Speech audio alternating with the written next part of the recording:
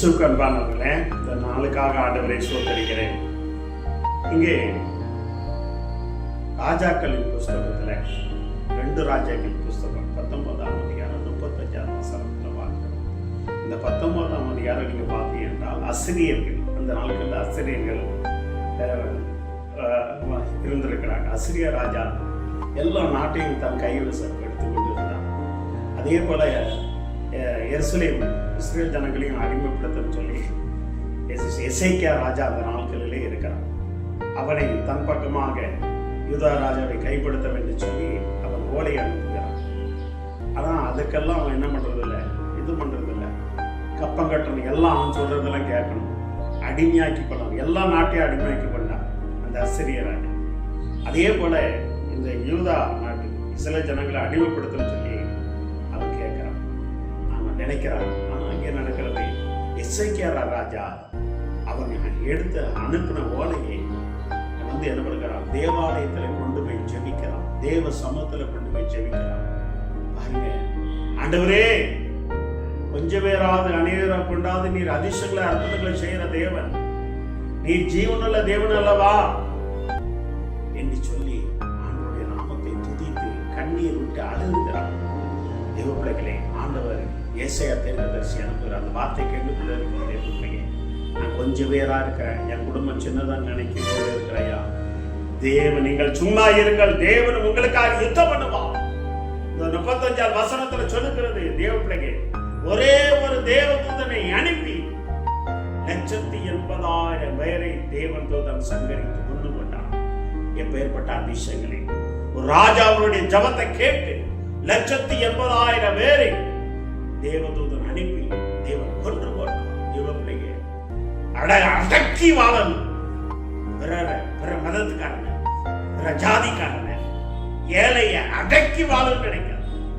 தேவ பிள்ளைங்க தேவ சமத்துல முழங்கால போட்டான்னா ஒரு ராணுவ என்ன எல்லாமே ஒரு தூதம் வந்து உன்னை எல்லாத்தையும் தவிடுபடி ஆகிட்டு போயிடுவான். தேவ பிள்ளைகளே, இது கொஞ்சம் ஜனம் இருக்கு, இவன் அடிமையாக்கணும், நான் சொல்லதா கேட்கணும், நான் சொன்னதா படிக்கணும், நான் செய்யறதா செய்யணும் சொல்லிக் கொண்டு அடக்கி வாழணும்னு நினைக்கிறது இவர்களுக்கு தேவன் நினைத்தாய் என்றால் என்று இரவு தன் தூதனை அனுப்பி அன்றைக்கு 180,000, இன்னைக்கு எவ்வளவு கோடி கணக்கில் போயிடும். எச்சரிக்கை ஆயிடும், மனம் திரும்பு. தேவ பிள்ளைங்க யார எந்த பொம்மனா இருக்கலாம், யாரா இருக்கலாம். தேவ பிள்ளைங்க எசேக்கியா ராஜா தேவ சமூகத்துல கண்ணீர் வடித்தார். தேவன் தூதனை அனுப்பி 180,000 பேரை சங்கத்து கொன்று பண்ணார். பிறந்தங்களாக அப்பேற்பட்ட அதிசயங்களுக்கு நீ நினைத்து கொண்டு இருக்கலாம். இதெல்லாம் பொய்ன்னு நினைக்காத. இதுல ஜீவன், இது உண்மை, இதுல ஜீவன் இருக்கிறது. இந்த வார்த்தை உண்மையாக இருக்கிறது, எழுதப்பட்டு இருக்கிறது. இந்த வேதத்துல வார்த்தை எல்லாம் உண்மை. அதே அதிசயங்களை இன்னைக்கும் செய்வார்கள். கொஞ்சம் ஜனமா இருக்கலாம், ஐயோ என்ன அடைக்கிடுவார்களோ, என்ன கொண்டு விடுவார்களோ, என்ன எல்லாம் என் சொத்தை கேட்கானே, பொண்ணை கேட்கான கலங்காத. தேவ சமூகத்துல எசேக்கியா ராஜா கண்ணீர் வடி, நீ கண்ணீர் வடிக்க வடிக்க தேவன் தன் தூதனை அனுப்பி சங்கரிப்பா. தேவ பிள்ளைகளை அதிசயங்களை சொல்வான். எப்படி அதிசயங்களை சொல்வான்? ரட்சிக்கிற தேவன் தான். கொஞ்சம் ரட்சிப்பார், என்ன ரட்சிப்பார். இவர் அதிசயங்களை செய்யறேன். எசேக்கியாவினுடைய ஜபத்தை கேட்டு அதிசயங்களை செய்த தேவன் இன்னைக்கு உங்க வாழ்க்கையிலே அதிசயங்களை செய்வார். கண்களை மூடி ஜபம் செய்வோமா? நல்ல ஆண்டவரே சொல்றேன். எசேக்கியா அசிரிய ராஜாக்கள் அப்பா அப்பா இஸ்ரேல் ராஜாக்களை யூதா ராஜா அடிமைப்படுத்த நினைச்சிருந்தார்.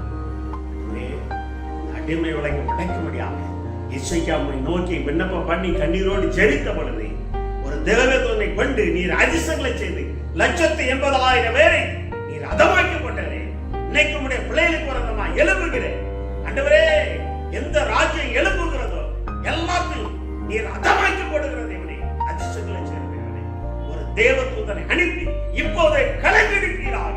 உடைய பிள்ளைகளுக்கு விரோதமாக எழுப்புகிறேன், எல்லாத்தையும் கலங்கடிப்பீராக.